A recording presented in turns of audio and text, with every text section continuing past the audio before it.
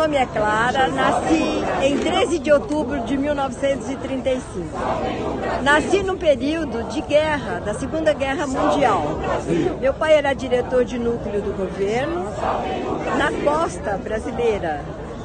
E nós tivemos, assim, um período bastante de apreensão, porque nós estávamos numa situação neutra, até que um incidente de extrema gravidade aconteceu. Foi afundado um navio de nome Princesa Mafalda na costa brasileira e muitas pessoas vieram a falecer. Foi o estopim para que o Brasil entrasse em guerra. Tivemos um período de guerra, pós-guerra, de muita tranquilidade no governo do Marechal Eurico Gaspar Dutra. Foi o nosso presidente, portanto, o título de Marechal. Tivemos como integrantes, nessa Segunda Guerra Mundial, generais ilustres, Mascarenhas de Moraes, General Lott e outros tantos que agora no momento me fogem. No entretanto, tivemos a nossa pátria perfeitamente, com muita honra defendida. Nossos brasileiros na Itália fizeram muito bonito. Tivemos nesse período estabilidade econômica, não nos faltou o pão de cada dia. Na nossa mesa, o pão, a carne, o arroz e feijão se fizeram presentes. E Gaspar Dutra era o nosso presidente.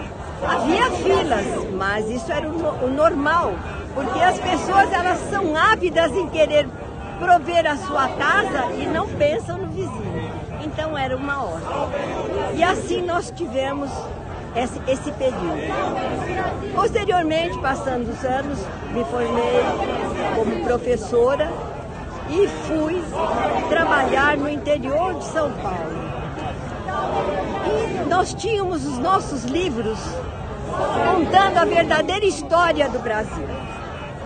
De repente nós fomos surpreendidos por um João Goulart que em 24 horas levou todos os nossos compêndios escolares, principalmente os da história do Brasil, com H, e nos impingiu uma história, pondo em descrédito Dom Pedro II, um homem que com 4 anos se viu sozinho no Brasil, na mão de seus tutores, e que, no entretanto, só grandiosidade nos trouxe.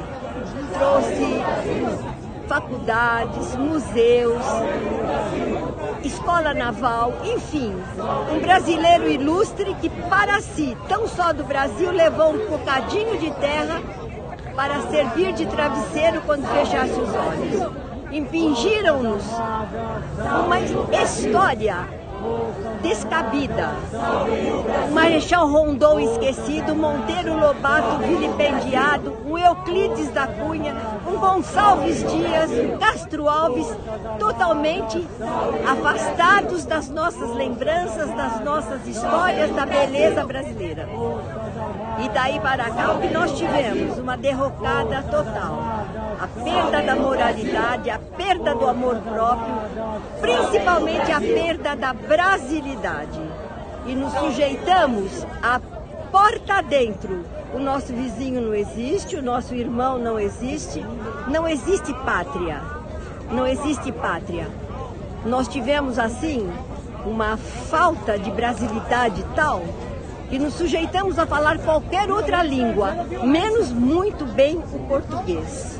Então, o que eu tenho a lamentar e contar para vocês é tudo isto. E os movimentos que nós tivemos com os trabalhadores também foram muito a menos. Não se tinha esse tipo de invasões, de analfabetismo. Eu quero contar um fato para vocês sobre panelaço. Não apareceu essa história de bater panelas e tampas de panelas nessa gestão petista, em absoluto. Eu estudava no Colégio Auxiliadora, em frente às indústrias Matarazzo, na Celso Garcia. E os operários começaram a fazer reivindicações. E o que aconteceu? Apareceu no meio de nós um homem de ideal elevado, chamado Hugo Borg. Foi ele que, conclamando mulheres e crianças a se apresentarem na Celso Garcia, na altura ali do Belém, à tardinha e à noite, com panelas, colheres e tampas, fazer um movimento barulho, para que fossem ouvidos e fossem notados. Então, o que nós temos no momento são pessoas que vivem copiando, matando a história do Brasil com um H e implantando uma história. Já é hora. Eu estou aqui com 87 anos porque eu vejo pessoas que vêm perto de Mogi, para lá de Mogi, Itaquaquecetuba, Osasco, Interlagos, enfim, pessoas que deixam seus filhos, não na minha idade, até muito mais jovens do que eu, abrindo mão do seu trabalho, abrindo mão do seu pão de cada dia para estar aqui prestigiando a pátria amada. Nem os hinos mais nós cantamos, as crianças desconhecem, não sabem hino pátrio, independência, hino da bandeira, da proclamação da República, e muito menos se portam com dignidade quando do hino nacional e da bandeira nacional. Já é mais do que hora de que façamos voltar à brasilidade, o amor à pátria, a Deus, à pátria e à família.